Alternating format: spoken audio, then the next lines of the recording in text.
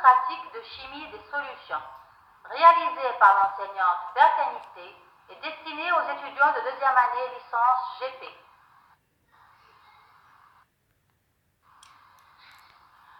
La chimie des solutions traite un grand nombre de thèmes dont l'intérêt est le plus souvent le dosage d'un composé en milieu liquide. On s'intéressera dans le cadre de ces travaux pratiques uniquement aux solutions aqueuses. Les méthodes classiques de dosage employées dans cette branche de la chimie sont la pH-métrie, l'oxydoréduction et la conductimétrie.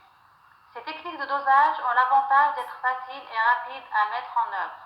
Outre l'aspect pédagogique, elles sont couramment employées dans l'industrie pour des contrôles de routine tels que la vérification de la concentration d'un bain de traitement de surface.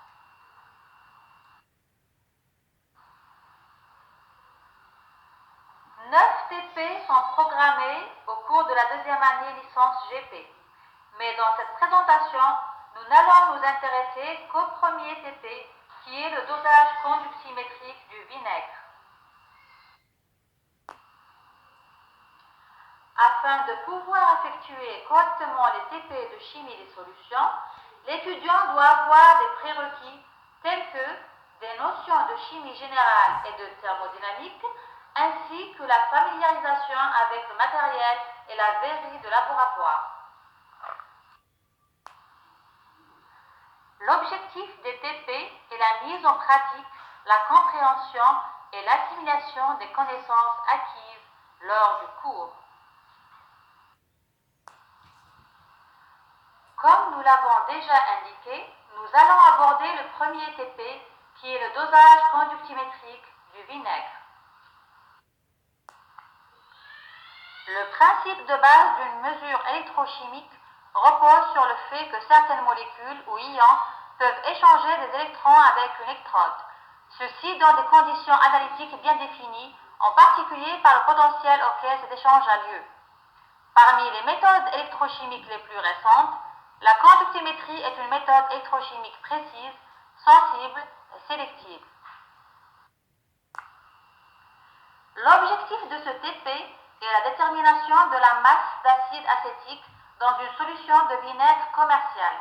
Et pour bien effectuer ce TP, l'étudiant doit savoir préparer une solution aqueuse à une concentration déterminée et savoir réaliser un dosage volumétrique et faire une lecture sur un conductimètre.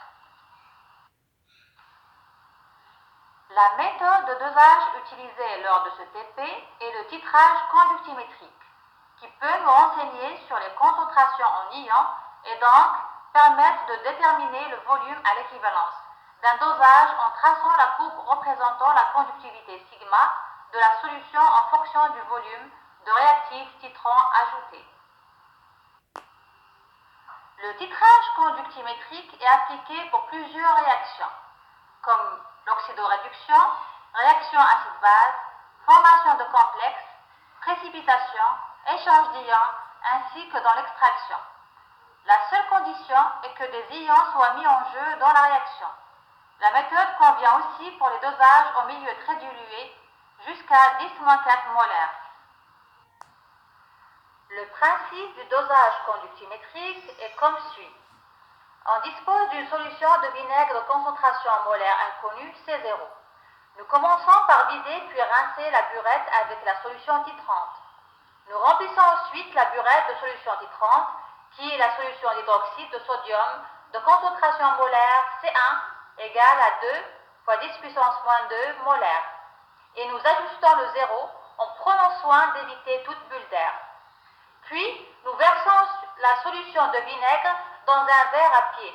Nous en prélevons 40 ml à l'aide d'une pipette jaugée de 20 ml munie d'une propipette. Puis, nous introduisons ce prélèvement dans un bécher et plongeons dedans un barreau aimanté. Nous plaçons le bécher sur un agitateur magnétique sous la burette et plongeons dedans la sonde du conductimètre en faisant attention qu'elle ne touche pas le barreau.